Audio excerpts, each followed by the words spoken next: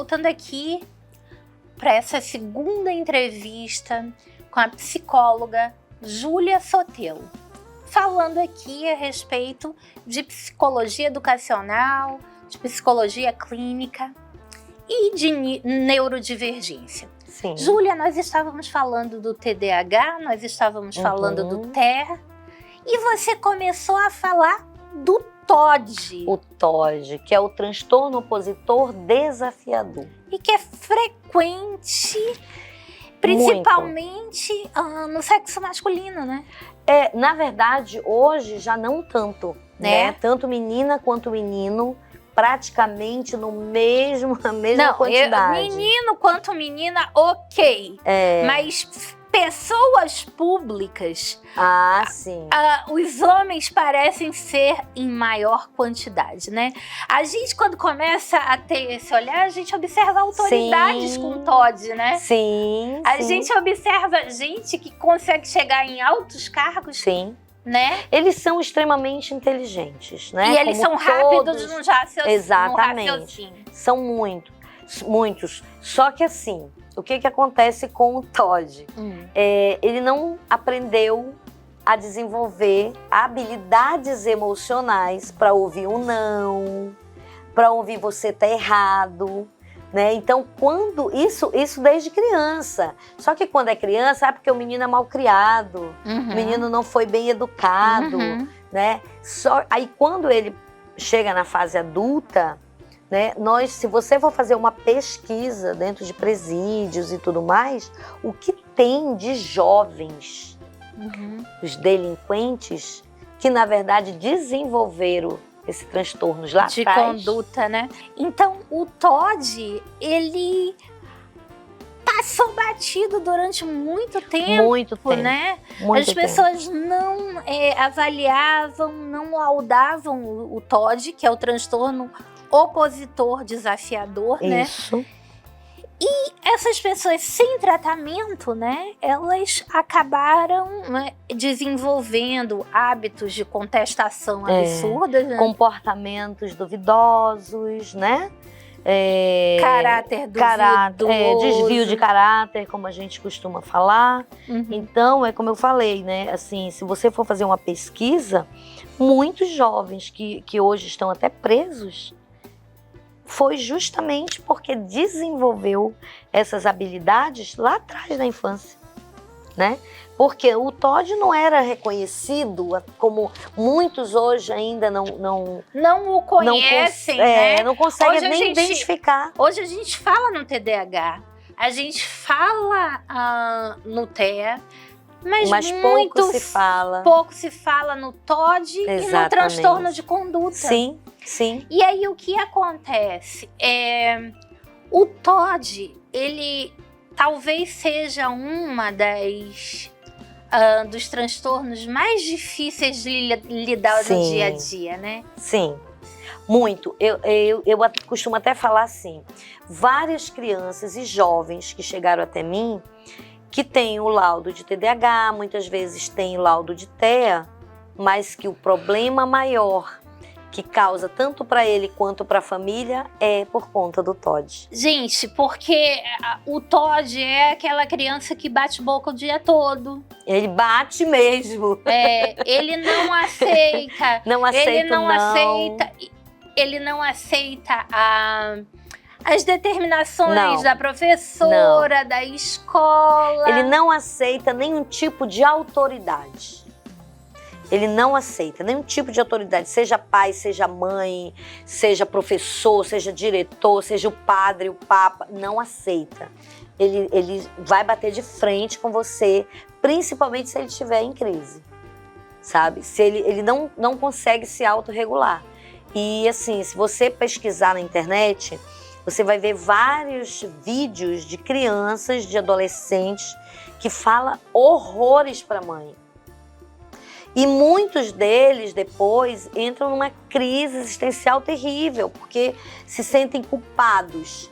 Mas isso é muito raro, porque o TOD não se sente culpado. Ah, é? Não, ele não tem essa facilidade de se sentir culpado.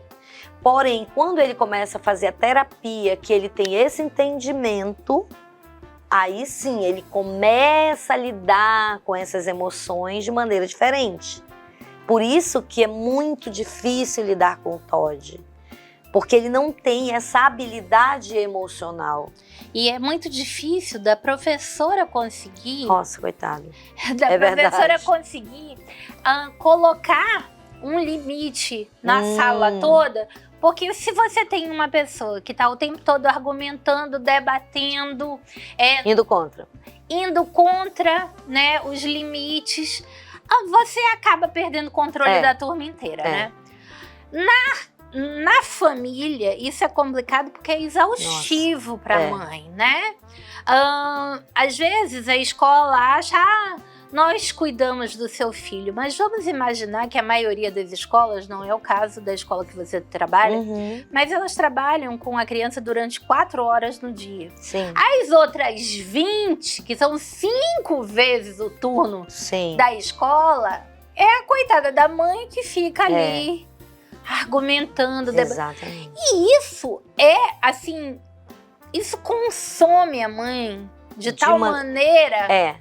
A mãe, o pai, o cuidador de uma certa maneira, que acaba servindo de gatilho para ansiedade, serve de gatilho. Toda a família fica adoecida. Se não tem um tratamento, pelo menos para lidar com isso, para trabalhar essa criança, essa pessoa, toda a família fica adoecida. E é realmente exaustivo para qualquer pessoa que conviva com aquela criança não tratada, né? Porque ela tratada é outra coisa. Então, mães, pais, professores, avós, se você observar uma criança que é muito contestadora, que desafia sua autoridade o tempo todo, que não aceita um não, que faz birra, quer morder, quer bater, quando menor, né? Porque quando fica maior é pior, né? Então, assim... Procura uma terapia específica para isso. Precisa ter esse olhar terapêutico, precisa ter esse olhar de acolhimento, porque essa criança precisa urgente de ajuda. Ai, doutora Júlia, eu não tenho condições de pagar a terapia particular. Gente... E existem os CAPs, e para quem ainda assim acha complicado, todas as faculdades de psicologia têm atendimento. Nenhum aluno se forma sem cumprir tantas horas de atendimento. Então, o curso de psicologia ele tem a duração de 6 anos, justamente porque 5 anos são de aprendizagem e o 6º ano é de prática. Então, o aluno que está no 6º ano de psicologia, ele só faz atendimento supervisionado. E essas faculdades geralmente ou não cobram ou cobram valor simbólico. O importante é que você atenda essa criança, acolha essa criança o mais rápido possível. Né? E também tem consultórios que, mesmo particular, também tem um valor... Tarifa social. Tem a tarifa social, né? Eu acho interessante, Júlia, numa próxima contato nosso, a gente trazer aqui uma lista de terapeutas profissionais, né? Que trabalham né, com essa terapia social. A maioria dos terapeutas, eles destinam uma determinada carga horária para a terapia social, né? Geralmente eles determinam, sei lá, X% das horas que eles atendem no consultório. Para uma terapia social, você tem apenas que comprovar, primeiro, a necessidade e, segundo, a incapacidade de pagamento, pagar o valor, né? Porque a gente sabe que realmente ainda a psicologia deveria ser para todos. Eu gosto de falar sobre isso porque eu vejo e vim lá de baixo, trabalhando lá com pessoas de momento assim precário, sabe? Onde muitos deles eu fiz parte de um projeto social muito grande de artes. Então, junto ali, eu percebia o quanto aquelas crianças precisavam. Por isso que eu nunca fui só uma professora de artes. Uhum. Eu sempre acolhia, eu sempre teve fazia... a alma de psicóloga, sempre, né? Júlia, eu acho que a gente já avançou bastante. Porque eu me lembro que na minha infância não havia uma única psicóloga em Manaus. Olha né? só. Na minha infância não havia psicólogo, tanto que eu acredito, não tinha curso de psicologia em Manaus, né? Curso de psicologia começou com a UBRA, né? E no final dos anos 90, Por né? aí. E aí, o que acontece? Existia, sei lá, meia dúzia, não mais do que isso, de psiquiatras. Isso. Então, os psiquiatras, eles atendiam aquelas pessoas que apresentavam determinadas patologias. Então, ficou meio que confuso na cabeça das pessoas e as pessoas começaram a rotular, dizer que o psicólogo atendia gente doida. Gente, o psicólogo, ele não atende gente doida. O psicólogo, ele faz terapia com pessoas que apresentam algum tipo de transtorno, algum tipo de patologias, como a depressão. Não, né? Que tenha ou não, né? Porque às vezes a pessoa busca... que quer ir ao psicólogo por autoconhecimento. Autoconhecimento. Às vezes tem gente que quer ir ao psicólogo simplesmente por solidão. A gente tem um número muito grande de idosos que procuram psicólogos, principalmente em cidades grandes, né? Exatamente. Para que tenha alguém que tenha a disposição de lhe ouvir. Exatamente. É a escuta assertiva que eles precisam. Exatamente. E muita gente, como eu atendo algumas pessoas, que não estão lá porque tem alguma patologia. Mas adultos, por autoconhecimento, né? Mas assim, para se autoanalisar. Olha, eu tenho um negócio, mas eu não estou conseguindo estar 100% nesse negócio. Porque muitas vezes nós trazemos crenças limitantes que quando chega aqui, eu não consigo avançar no meu negócio. Mas o assunto de crença limitante é longo, é extenso. A gente vai entrar no comercial e volta já já com mais psicologia com a nossa querida Júlia.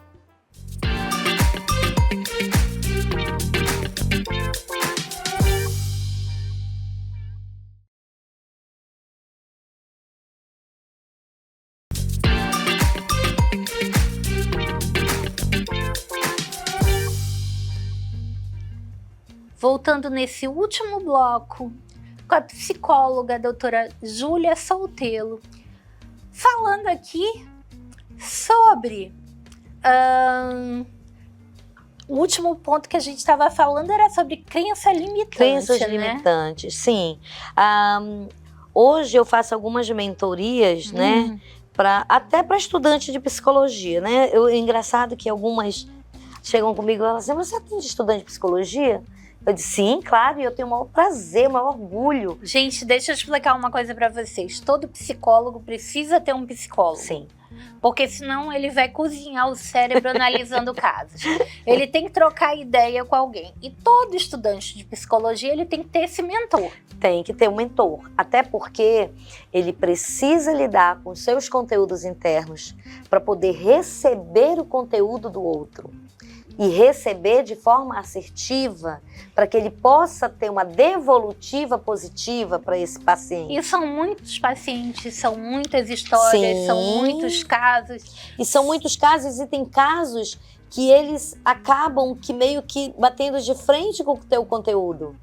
Então, se você não está resolvido com isso, você não vai dar uma devolutiva positiva, uma positiva real e verdadeira para aquele paciente, né? E uma coisa que eu tenho trabalhado bastante nisso e tem dado muito resultado, conhece a fundo a história do teu paciente, sabe? Faça essa conexão. Hoje é difícil você encontrar um psicólogo que ele trabalha a tríade, que eu costumo falar. Corpo, mente e espírito. Sem religião. Não importa a tua religião. Importa o que eu vou trabalhar com você. Assim, então, isso é perfeito. E porque... assim também, desculpa, como aluno, né? Sim. Eu sempre gostei de começar o ano escolar com a apresentação de cada um. Perfeito. As pessoas acham que é enrolação, é perda de tempo. Não, eu acho que você precisa conhecer e conhecer pela voz daquele aluno. Exatamente. Quem ele é. Exatamente. Entendeu? Eu acho que são 5 minutos que você gasta ou investe, né? Investe, que vai te acrescentar no ano inteiro uma série de informações que você precisa. É muito importante você saber aquilo que ele próprio te relata, né? Porque às vezes a gente tem a sensação que a escola é um tribunal do júri, né? Que aquela criança ali vai ser avaliada, defendida, condenada por uma série de pessoas e ele não está ali para poder fazer essa defesa. Sim. E o legal de vocês fazer isso dentro de sala de aula, que eu fui professora, sou professora com muito orgulho e eu faço muito isso, você conhecer. E quando você está falando de você mesmo, quando você não se conhece, eu sempre costumo dizer, quando você não sabe da sua identidade, não sabe de onde você veio, o que você é e onde você vai, você não consegue falar de você. É verdade. Então, é muito importante, tanto o psicólogo conhecer o paciente, o professor conhecer o aluno, sim. Né? A direção da escola conhecer seus professores. Exatamente. Né? E, assim, se as pessoas gastassem um pouco mais de tempo ouvindo e conhecendo os outros, um número muito grande de conflitos não existiria, né, Júlia? A conexão, né? Hoje nós vivemos num mundo muito imediatista. Tudo é muito rápido. A criança chega e diz, mãe, me explica isso aqui. Aí se a mãe disser assim, meu filho, você aguarda um pouquinho que a mamãe já vai, ele já vai na internet, blá, blá, blá, não, esse aqui não sabe.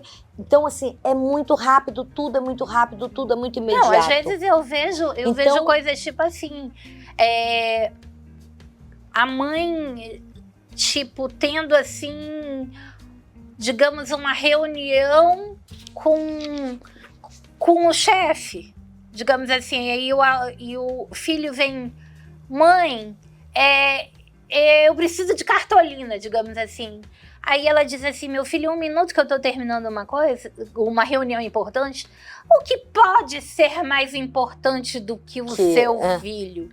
Gente, nada é mais importante do que o seu filho, mas saber dividir seu tempo e saber esperar é uma arte que ele vai ter que aprender e utilizar na vida inteira dele. Exatamente. Né? Ele vai ter que ter paciência para esperar tudo. E essa geração, tela de celular, essa geração TikTok, porque se você notar, se a gente observar aqui como evoluiu essa história, a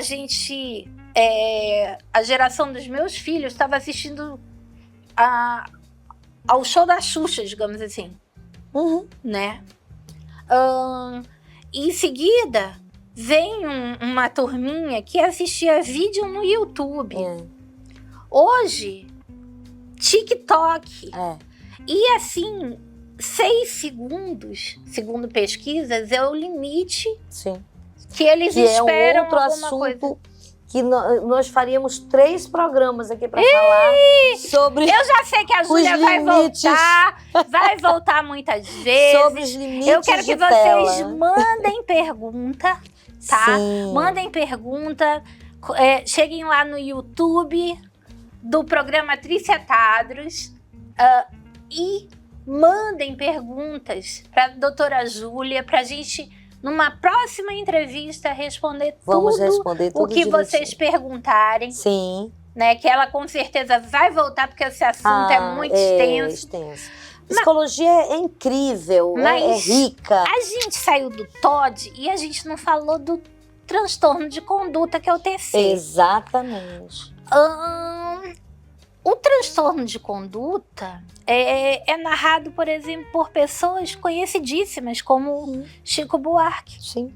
Né? Que trocava carros de lugar, né? Dava uma volta com um carro de outros sem nenhuma necessidade, e era considerado coisa de garoto, né? Por exemplo, a gente vê por aí, se você for pesquisar, alguns casos que já aconteceram, de pessoas de carros chiquérrimos, caríssimos, sair à noite dando tiro nas paradas de ônibus, só para ver explodir ali aquele vidro, né? Na verdade, isso aí é transtorno de conduta, gente. Isso precisa de tratamento. Isso precisa de tratamento. O que era considerado juventude, transviado, rebeldia, hoje tem tratamento para que você não vá parar num presídio. Exatamente. A gente tem que tomar as rédeas da coisa antes da coisa ficar muito séria, tá? Porque qualquer pessoa que conheça psicologia sabe identificar um transtorno de conduta numa criança, num jovem, né? Que rouba o carro dos pais, né? Durante a noite, naquele garoto que picha o muro, naquele garoto que vai jogar ovo não sei em quem, né? Queima o mendigo na rua, como já aconteceu, entendeu? Então, assim... Aí já é crime de assassinato, né? Mas... vem toda, é uma cadeia, né? É uma cadeia. É um limite ali, ó, vai subindo. Se você não cuida, só piorando, vai só piorando. Todo condomínio, infelizmente. Todo condomínio, né? Ou bairro, ou rua, tem aquela garotada que todo mundo da vizinhança conhece como garoto que picha, que bagunça, que destrói, briga. Esse garoto aí, gente, você que está assistindo, que faz parte da vizinhança, você tem que insistir aos pais procurarem atendimento urgente, porque o nome disso é transtorno de conduta, e se não tratado, isso vai virar pior. Vai virar um transtorno de personalidade.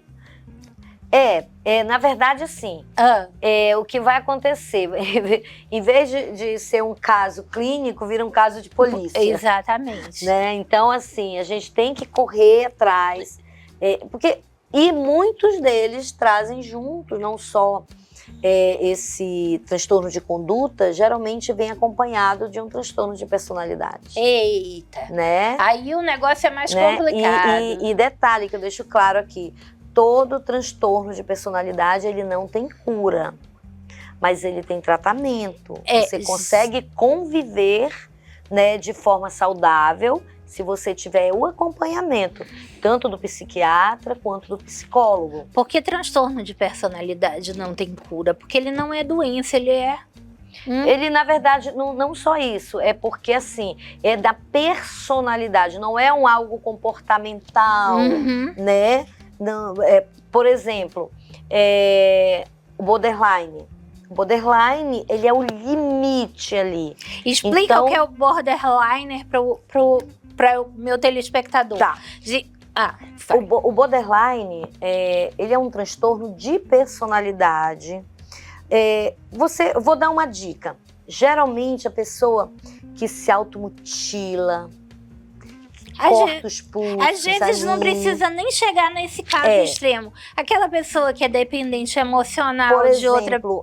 exatamente. Outro exemplo muito comum... Que tudo é o fim do mundo para ela. Muito comum. Por exemplo, ele tá aqui brincando, conversando, mas se uma coisinha, se ela se sente frustrada, pronto, ela já já vira ali a casaca e aí chora, e aí se coloca como vítima. Quando ela gosta demais. Quando ela odeia demais. Então, assim... Ela é o contrário do psicopata.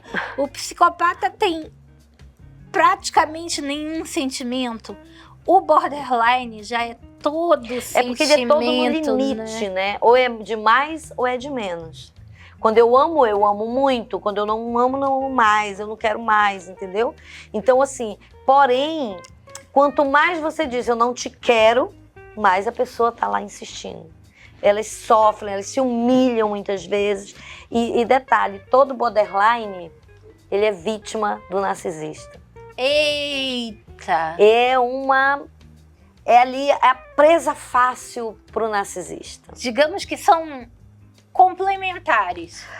Um alimenta o outro. Caraca! Um alimenta o outro. Gente, a gente já viu que a Júlia aqui tem muita coisa para falar. Então, a gente já sabe o tema da nossa próxima entrevista. A nossa próxima entrevista, com certeza, vai ser a relação do borderliner com o narcisista. Eu agradeço a audiência de vocês. Agradeço ao patrocínio da Prodimagem e sigam-nos nas redes sociais @Tricetadros e no YouTube Programa Tricetadros, sem esquecer de deixar as perguntas para a próxima visita da Júlia. Obrigada pela audiência, um beijo para vocês e até o próximo programa. Obrigada, gente. Obrigada pelo convite.